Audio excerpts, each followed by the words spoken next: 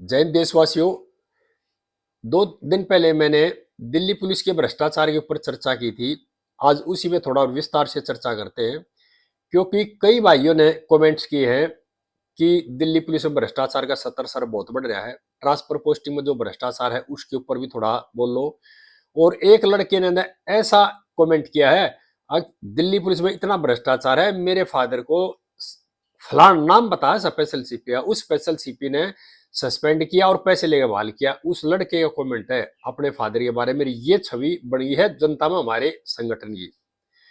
तो मैं जो भाई कह रहे ना ट्रांसफर पोस्टिंग में भ्रष्टाचार है, भाई भ्रष्टाचार ट्रांसफर पोस्टिंग में है, सभी मानते हैं, कई अखबारों में भी आ लिया, अधिकारियों ने बोर्ड भी बना लिए। लेकिन जो भ्रष्ट अधिकारी वो अब भी नहीं मान रहे हैं। ईमानदार अधिकारी हैं उन पर कोई लाछी नहीं लगता। कई ऐसे ईमानदार अधिकारी हैं वो भ्रष्टाचार को छूते भी नहीं है बिल्कुल भी, उन पर कभी आरोप नहीं लगता। आरोप उन्हीं अधिकारियों पर लगते हैं जो भ्रष्टाचार भाई करते हैं। और मैं तो यहाँ अपने सभी साथियों ये कहना चाह रहा हूँ, अब जब आप उनको दोगे नहीं तो लेंगे कहां से? आप देना बंद कर दो, भ्रष्टाचार अपने आप खत्म हो जाएगा। लेकिन आप भी तो उस होड़ में शामिल हो गए ना। हमारे कुछ भाई ऐसे हैं जो ठेका ले लिया, उन्हें जो ठेकेदारी प्रथा आई ना, वो हमारे कुछ भाइयों के अपने स्वार्थ के कारण आई। अगर वो सब मिलजुल के काम करते और वो ठेकेदारी प्रथा ना लेते, स्पष्ट मना कर देते, अक्सर मैं इस काम को नहीं करूंगा, मैं करूंगा सरकारी काम, आपके पर्सनल काम नहीं करूंगा, तो भ्रष्टाचार अपने आप खत्म हो जाएगा। लेकिन हम भी क्या, हम होड़ में लग रहे हैं। दूसरी बात है, मैं जो ईमानदार हमारे साथी हैं जिनका दर्द छलके है, उनसे मैं कहता हूं थोड़े दिन सब्र रखो। मैंने इन सारी स्थितियों से जूझ के देख रखा है महकमे में रहते हुए।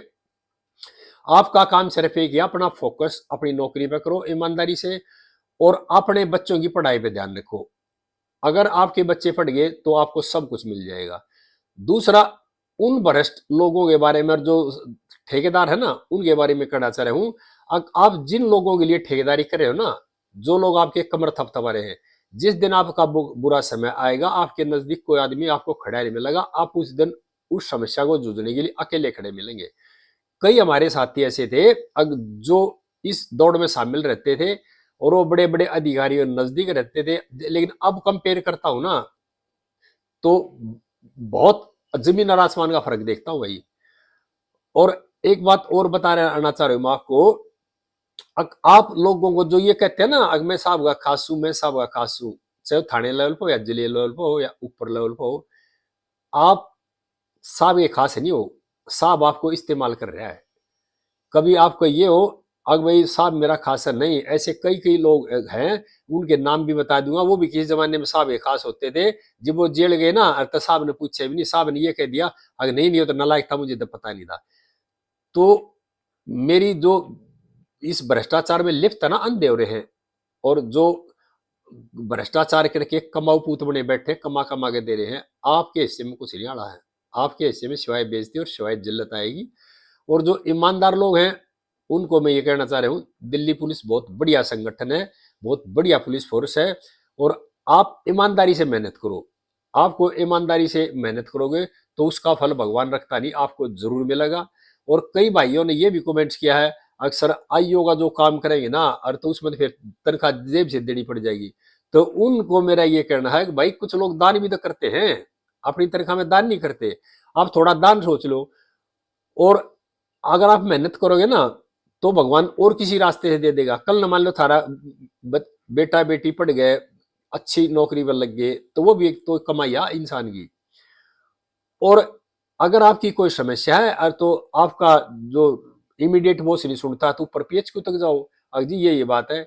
और अब जो सरकार की जो नीति है ना, हमारे प्रधानमंत्री जी ने जो भ्रष्टाचार के खिलाफ जीरो टॉलरेंस नीति अपना रखी है, इस नीति के तहत साल 2 साल का समय और है। ये जो चल रहा है ना भ्रष्टाचारी लोगों का टाइम है, साल 2 साल के लिए।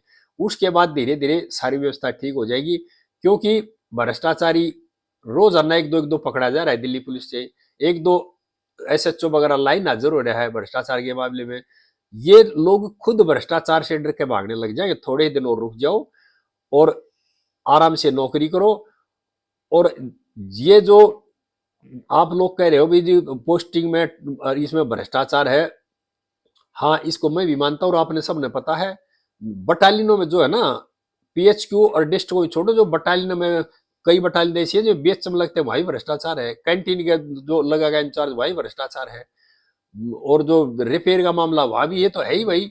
और अगर किसी भाई के पास सबूत हो और तो ले आगे पेश करो, फिर आगे उसके खिलाफ कार्रवाई करवाएंगे महकमे से, अफसरों से मिलकर के। लेकिन इस तरह से कहने से काम नहीं चलेगा। और खासकर मेरा उन भाइयों से प्रार्थना है कि जो भ्रष्टाचार में शामिल होकर के इस भ्रष्टाचार को बढ़ावा दे रहे हैं, अपने कमाने के चक्कर में अपना जीवन दांव पर लगा रहे हैं, आपको जब जिंदगी का निचोड़ आएगा तो कुछ नहीं मिलेगा। दूसरा, मैं जो अपने रिटायर्ड यूनियन के प्रधान हैं, नॉन गस्टेड यूनियन है जो रिटायर मुलाजमान लगी, उनके प्रधान जी से रिक्वेस्ट कर रहा हूँ, एक बार आप, ठीक है हमारे प्रधान हो, हमने आपको चुन रखा है, एक बार आप जिलों में जाकर के, डिस्ट्रिक्ट लाइन में जाकर के हमारे जो भाई मेहनत कर रहे हैं उनकी समस्याओं को सुने और उसकी आवाज अपने सीनियर अफसरों को जाकर बताएं।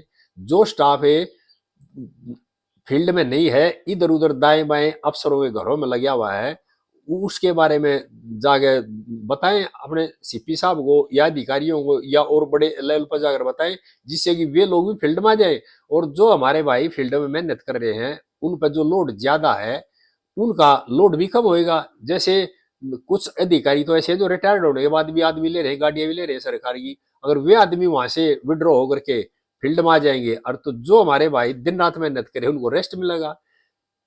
और आपको एक बात और बता रहा हूं, जो मेरे साथी कई ने तो ऐसा अपना दर्द छल किया उनका, अभी आप पुलिस ऑफिसर हो, लंबी ड्यूटी से मत घबराइए। और पुलिस है ना, प्रॉब्लम प्लस होती है।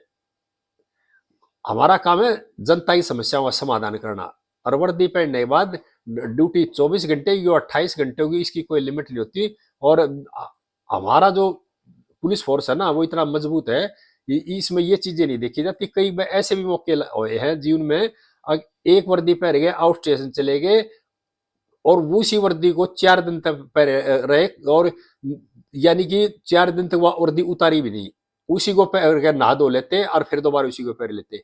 ये तो पुलिस अफसर के जीवन का एक हिस्सा है, इस तरह की चीजें तो। और दूसरी बात, कई भाइयों ने यह कहा है कि सर हमने तो इतने दुखी हो गए, हमने तो थाने की नौकरी से हमारा मुंह भर गया। नहीं नहीं, थाने की नौकरी करना एक जनता की सेवा है। आप अपने जैसे आपके मन में विचार होंगे, जैसे आपके भाव होंगे, उसा आपको फल मिलेगा। जो भ्रष्टाचारी उसके भाव भ्रष्टाचार के हैं, तो उसका जो पतन आपके सामने दिख जाएगा, हो जाएगा। आप समाज की सेवा करें, जनता की सेवा करें, जनता की भलाई के लिए काम करेंगे, और तो आप अपनी उन्नति धीरे धीरे होती देखेंगे। और उन्नति एक सिद्धांत है, उन्नति होती है, पक्की होती है, और ये जीवन की एक सच्चाई है, ब्रह्मांड की सच्चाई है। उन्नति होती है, धीरे धीरे होती है, लेकिन पक्की होती है। और कई जो भ्रष्ट अफसर है ना, वो ये भी कह रहे हैं जी मैंने बोर्ड बना दिया। मेरी उनसे रिक्वेस्ट है, बोर्डों से भ्रष्टाचार खत्म नहीं होते, भ्रष्टाचार होते दिल से खत्म। कई जो अफसर इतने भ्रष्टाचार में लिप्त हैं कि वो, एक आदमी का घर है प्रीतमपुरे में, उसका ट्रांसफर कर देंगे कड़कड़डुमा साइड का, म्यूर भी हरेगा, यानी उसको आने जाने में कितना टाइम लगेगा। अगर उसका घर के 5, 7, 8 किलोमीटर के दायरे में ट्रांसफर हो जाए, तो उससे वो आने जाने का जो समय बचेगा, जो गाड़ी रोड पर आने जाने में बढ़ेगी, वो ट्रैफिक भी कम होगा, और जो ड्यूटी में उसको आराम भी मिलेगा, 1, 1.5 घंटे का उसका आने जाने का सफर भी कम होगा, और वो अपने काम में ध्यान से तरह से लगाएगा। लेकिन आप इस मानसिकता से बाहर निकलिए, अभी दूर उसको भेज करके, और फिर वो आपके पास आएगा और आपको कुछ देकर जाएगा। आप भी अपनी मानसिकता को बदलने की जरूरत है। और जो कई रिटायर्ड जो अधिकारी हैं, उनसे जाकर के मिलकर बैठ के बात भी कर लियो। अगर जब जीवन का निचोड़ आता ना, लास्ट में कुछ नहीं मिलता है। ये जो जिस चीज के पीछे भाग रहे हैं ना हम, ये हमारा साथ नहीं देता। हमारा साथ देगा हमारी अच्छाइयाँ, हमारे अच्छे काम। और अगर आप कमाओगे, आपकी औलाद अच्छी नहीं हुई, तो आपका कमाना बेकार है, कोई फायदा नहीं उसी का। सबसे मेन कमाई आदमी की है, आपकी जो आने वाली औलाद है वो अच्छी हो, और वो आप पे बोझ ना बने। बहुत से लोग ऐसे हैं जो रात दिन भ्रष्टाचार में लिप्त रहते हैं, लेकिन लास्ट में रोने के सिवाय उनके पल्ले कुछ नहीं मिलता। और मेरा सभी साथियों से अनुरोध है कि इस भ्रष्टाचार से बाहर निकलिए, और भ्रष्टाचार से बाहर निकल करके ईमानदारी की जिंदगी जीना शुरू करो। और जो ईमानदार है उनको तो कहने की जरूरत नहीं, क्योंकि वो खुद इतने समझदार हैं। लेकिन उन भ्रष्टाचारियों से, उन ठेकेदारों से जिन ठेका ले रखा ना, उनसे प्रार्थना का आपके हिस्से में कुछ नहीं आने वाला है। और किसी भाई को और समस्या हो तो बता देना भाई। सभी साथियों को नमस्कार, आगे फिर बताएंगे। जय हिंद सभी को भाई।